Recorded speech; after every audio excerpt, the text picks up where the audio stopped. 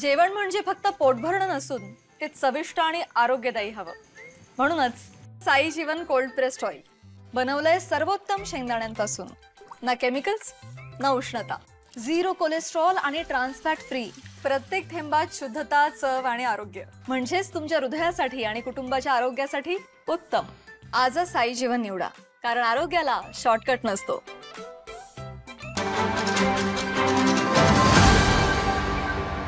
पण निवडणुका हा लोकशाहीचा आत्मा असतो.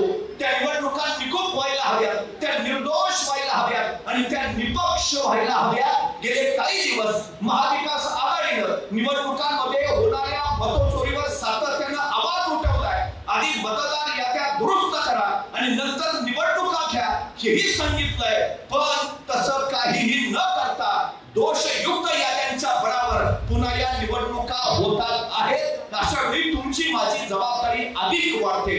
या देशाचे सजग नागरिक म्हणून लोकशाहीच्या लक्षणासाठी आणि समतेसाठी प्रत्येक नागरिकानं आपल्या पाठीमागं पुढे असणाऱ्या मतदाराची चौकशी करणं आणि बोगस मतदाराला घरची वाट दाखवणं हे अत्यंत गरजेचं आहे. नाहीतर तुमची इच्छा असतानाही जे सत्तेत यायला हवे ते या मतचोरीच्या प्रकारानं येणार नाही हे पहिलं लक्षात ठेवा. मत देण्याबरोबर आपल्या मतदार यादीत असलेले मतदार खरे की खोटे हे पाहण्याची जबाबदारी सुद्धा आता सर्वसामान्य जनतेचीच आहे हे आपण लक्षात घेतलं पाहिजे. खरं तर हल्ली आजूबाजूला तुम्ही काही बघितलं असेल तर लक्षात येईल. सध्या भ्रमातल्या वाहनांची आजूबाजूला फार चलती चालू आहे.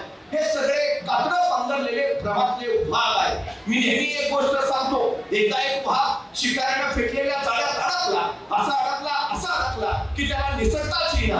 लाख कोशिश केली, लाख धडपड केली, त्याला बाहेर पडताच येईना.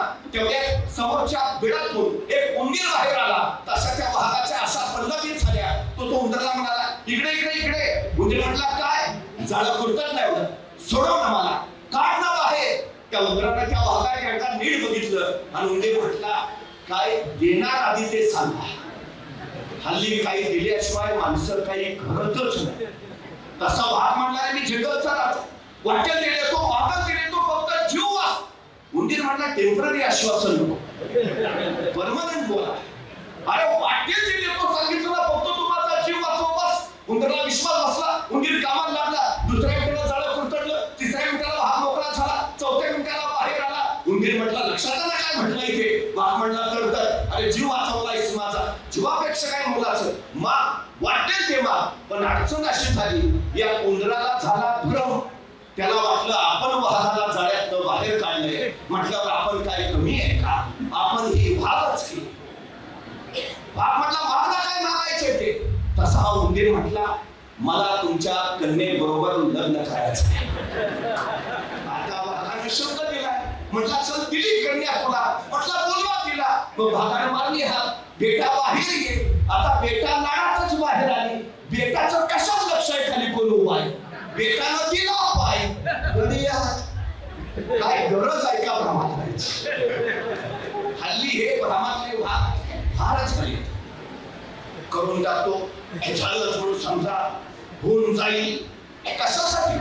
निवडणुका आल्या की यांच्या घोषणांचा स्वीकार होतो. निवडणुकाच्या आधी यांनी सांगितलं शेतकऱ्यांची संपूर्ण कर्जमुक्ती केली जाईल. आता निवडणुका झाल्यानंतर इतका काळ लोटला, अजून शेतकऱ्यांची कर्जमुक्ती झाली